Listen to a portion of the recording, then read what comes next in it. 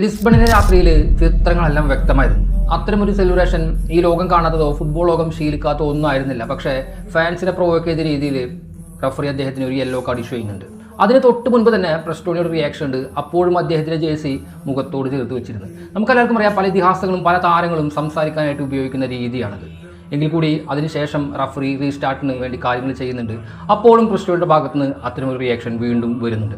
അപ്പോഴാണ് വിനീഷ്യസ് പോയിട്ട് റഫറിയോട് പരാതിപ്പെടുന്നതും കളി റഫറി നിർത്തിവെക്കുന്നതും.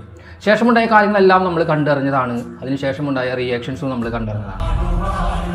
അതെ, നമുക്കറിയാം വിനീഷ്യസ് ഒരു ക്രൈ ബേബി തന്നെയാണ്. അദ്ദേഹം ഫാൻസിനെയും എതിർ താരങ്ങളൊക്കെ പ്രൊവോക്ക് ചെയ്യാറുണ്ട്. എനിക്ക് കിരീടങ്ങൾ കൂടുതലുണ്ടെന്നൊക്കെ പറഞ്ഞിട്ട് പലപ്പോഴും അദ്ദേഹത്തിൻ്റെ ഭാഗത്തു നിന്ന് പല രീതിയിലുള്ള പ്രൊവോക്കേഷൻസ് ഉണ്ടാകാറുണ്ട്. പക്ഷേ അതിനെതിരെയുള്ള അല്ലെങ്കിൽ അതിനെതിരെ ഉപയോഗിക്കുന്ന ഒരു ടൂളല്ല റാക്സിസം എന്ന് പറയുന്നത്, അല്ലെങ്കിൽ വംശീയ അധിക്ഷേപം എന്ന് പറയുന്നത്. അതുകൊണ്ട് തന്നെ ഞാൻ പറയാം, പ്രസ്റ്റോണി യു ആർ എ വയർ.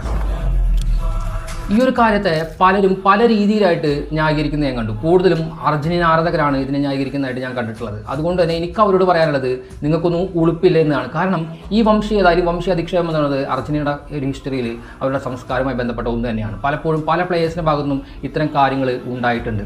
അതുകൊണ്ട് തന്നെ നിങ്ങൾ പോലും ഒരുപക്ഷെ അർജന്റീനയിൽ പോയിട്ട് എന്തെങ്കിലും പ്രശ്നം ഉണ്ടായി കഴിഞ്ഞാൽ നിങ്ങളെയും അവർ വിളിക്കാൻ പോകുന്നത് കുരങ്ങനെന്ന് തന്നെയാണ്. എംബാപ്പെ പറഞ്ഞ പോലെ 5-ൽ കൂടുതൽ തവണ അദ്ദേഹം ആ വിനീഷ്യസിനെ കുരങ്ങനെന്ന് വിളിച്ചിട്ടുണ്ട്.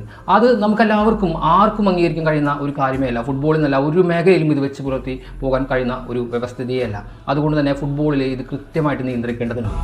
ഇതിൻ്റെയൊക്കെ ആരംഭം ആ സെലിബ്രേഷനാണെന്ന് കുറ്റപ്പെടുന്ന ആൾക്കാരുണ്ട്. മൗറിയുടെ വാദങ്ങൾ പോലും അങ്ങനെയായിരുന്നു. പിന്നീട് വന്ന അവരുടെ ഫാൻസിൻ്റെ റിയാക്ഷൻ പോലും അതുകൊണ്ടാണെന്നും വാദിക്കുന്ന ആൾക്കാരുണ്ട്.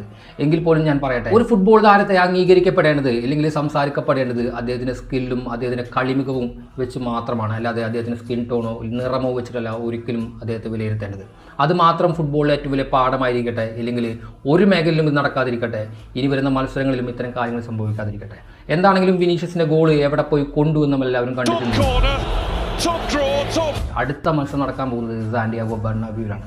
അവരുടെ റിയാക്ഷൻ എങ്ങനെയാകുമെന്ന് നമുക്കറിയാൻ സാധിക്കില്ല. എങ്കിലും അവിടെ വീശുന്ന കാറ്റിന് യഥാർത്ഥത്തിൽ രക്തത്തിന്റെ ഗന്ധം തന്നെയായിരിക്കും. അതുകൊണ്ട് കാത്തിരിക്കേണ്ടതുണ്ട് അടുത്ത മത്സരം എന്താകും.